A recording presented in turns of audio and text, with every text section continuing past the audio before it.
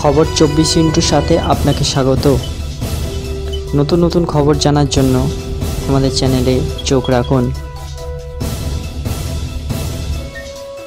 নমস্কার, খবর 24 সাথে আপনাদের স্বাগত। দর্শক, সাম্প্রতিক ভারত পাকিস্তান সামরিক সংঘর্ষের মধ্যেই চীনা বিদেশ মন্ত্রকের ঊর্ধ্বতন কর্মকর্তা লি জিংসং ভারতীয় রাষ্ট্রদূত প্রদীপ কুমার রাওয়াতের সঙ্গে দেখা করেছেন।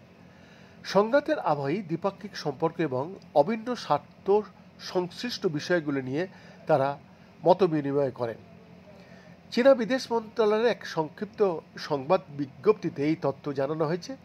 এর আগে ভারত পাক সংঘাত নিয়ে ভুয়ো খবর ছড়ানোর জন্য চীনা সরকার পরিচালিত মিডিয়া গ্লোবাল টাইমসকে ধুয়ে দিয়েছিল ভারতীয় দূতাবাস। ভারতীয় যুদ্ধ বিমান ধ্বংস হওয়া নিয়ে ভুলভাল খবর প্রকাশ করেছিল গ্লোবাল টাইমস। পাহেলগামে জঙ্গি হামলার জবাবে 7ই মে সকালে অপারেশন সিন্দুর লঞ্চ করেছিল ভারত। সেই অভিযানে পাক জঙ্গি লঞ্চ প্যাডগুলিতে নিখুঁত হামলা চালিয়েছিল ভারত। এর আগে 22শে এপ্রিল পাহেলগামের বৈশরণে জঙ্গি হামলায় 26 জনের মর্মান্তিক মৃত্যু হয়েছিল। মৃতদের বেশিরভাগ ছিলেন কিন্তু পর্যটক।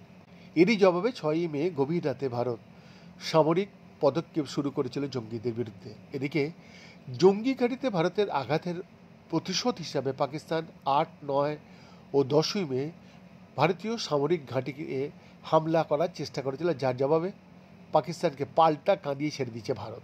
4 দিনের সামরিক সংঘর্ষের পর 10ই মে সংঘর্ষ বিরতি সমঝোতার বিষয়ে সম্মত হয় ভারত ও পাকিস্তান উভয় দেশ।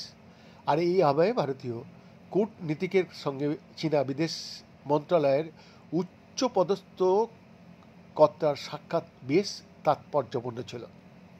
এ নিয়ে এক সংক্ষিপ্ত প্রেস বিজ্ঞপ্তিতে বলা হয়েছে, উভয় পক্ষই চীন ভারত সম্পর্ক এবং অভিন্ন স্বার্থ সংশ্লিষ্ট বিষয় নিয়ে মত বিনিময় করেছে।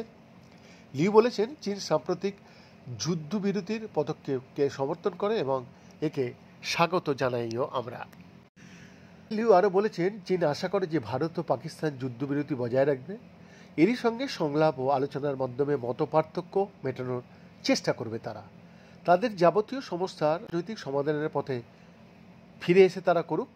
তিনি আরও বলেছেন, পাকিস্তান ও ভারতের সঙ্গে কাজ করতে দুই দেশের মধ্যে একটা পূর্ণ ও স্থায়ী যুদ্ধবিরতি বাস্তবায়ন করতে হবে এবং এই অঞ্চলে শান্তি ও স্থিতিশীলতা গঠনমূলক ভূমিকা পালন করতে প্রস্তুত কিন্তু চীন।